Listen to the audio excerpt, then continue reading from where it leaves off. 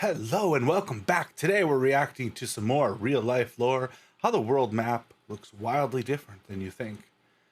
I've heard that a lot of our maps are misleading in their interpretation of size sometimes, and I'm quite curious to see the truth behind that. Let's hop right in. The map of the world is a lot stranger than you think it is. Okay. Especially this map. You've probably seen it a lot in classrooms or office buildings. Yeah, but this all the map time. is extremely, very badly wrong. It's a puzzle As piece. we can all hopefully agree upon, the Earth is a sphere, and that means that it is impossible to accurately depict her surface on a two-dimensional map. That this makes sense. particular common map is called the Mercator projection, and if you'd like to experiment with countries for yourself, please go to this website called thetruesize.com after this video to see what I'm talking about. We should Let's play take with the that. US state of Wyoming as an example. Under the assumption that Wyoming is actually a real place and not a land full of tumbleweeds with a population less than downtown Baltimore, this example will work perfectly because of the state's square shape. Okay. As we stack one unit of Wyoming on top of each other, we get more and more distorted as we approach the North Pole to the point where we don't even really recognize its familiar, boring shape anymore. When we move our Wyoming stacks south, they get more squished together as we approach the equator.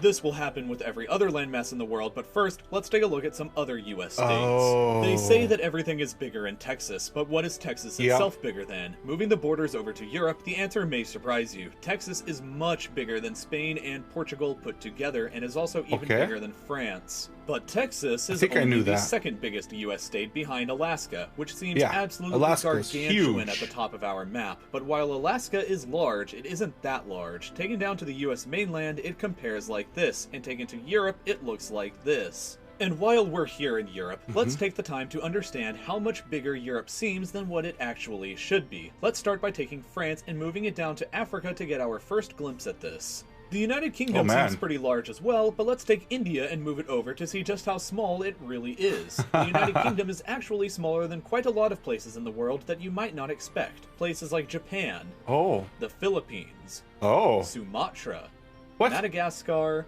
and New Zealand. Next door to New Zealand is Australia, and the UK looks so small just off the east coast in comparison. That's crazy. And Australia, in fact, is much bigger than most people believe it to be. It can be placed to cover almost the entire continental US. Interestingly, the combination of the following countries will not cover that same area: Portugal, the Netherlands, Estonia, Albania, Hungary, Belgium, Bosnia and Herzegovina, Austria, Croatia, Latvia, the Czech Republic, Serbia, Switzerland, Slovakia, Lithuania, Denmark, Ireland, Greece, Bulgaria, Romania, the United Kingdom, Italy, Germany, France, Spain, and Norway. And that's not even factoring in big but not too big Alaska to the north. Between Alaska and the United States is Canada, which also seems huge up here. And while Canada is a very large country, it's actually roughly the same size as China, but still looks like a colossus when placed in Europe, where it stretches from east to west to Portugal to Iran and up north into the Barents Sea. So why is it so skewed? Why do we use that model? Off topic, Japan is another bigger place than most people believe it to be. There's got to be a better way to do this, right? East coast, it would look like this in comparison, but much, much bigger than Japan, and also not often thought about is Brazil, which is an absolutely massive country. It doesn't really look like it on our map, but when we move it to Australia, we can actually discover that Brazil is much bigger, which makes Brazil larger than one of the world's 7 continents.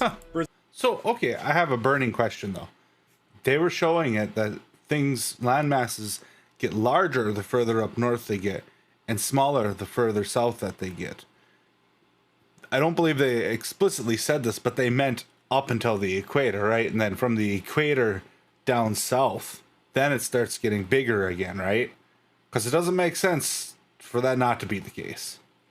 I'm assuming that's true. Brazil is also almost larger than the United States, spans almost all of Europe, but fits rather snugly into Africa. We are about to discover that Africa is a colossal continent that we don't often realize. It can almost fit the entire contiguous United States into just the Sahara Desert, and the continent can also squeeze in China, Western Europe, India, Argentina, Scandinavia, and the UK, and still have some room left over. Africa's huge! Russia is another place that looks pretty big at the top of the map, but dropped down next to Africa, she also seems much smaller than what our map was telling us beforehand.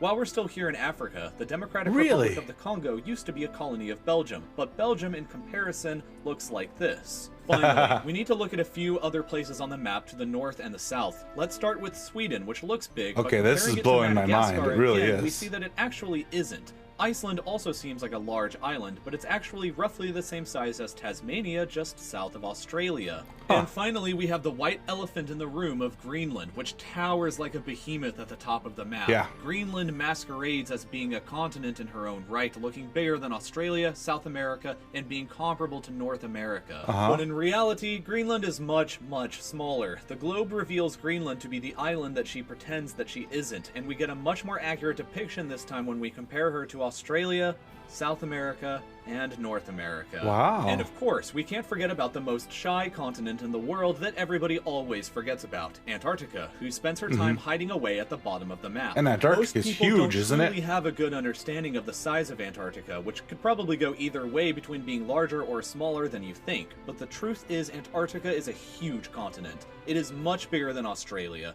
It can stretch all the way from Kiev to Uganda, and incredibly, can be placed between the southernmost tip of Texas in the United States and stretch all the way into the northernmost islands of Canada. Jeez. There are many more examples like this, but you've probably understood the point by now. Yeah. The world is both a bigger place and a smaller place than you previously thought I've seen a globe before. Leave your comments below saying what you...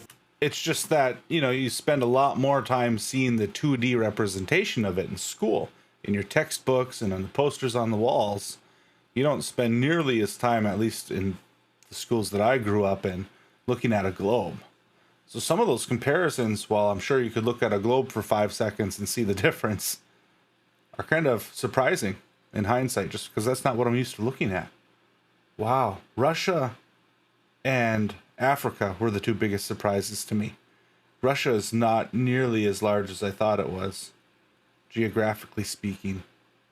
And Africa is ginormous. This was awesome. Wow. Anyway, thanks for watching. I really appreciate it. This was a great one. We're going to check more of these out soon. Thank you so much and have yourself a wonderful day.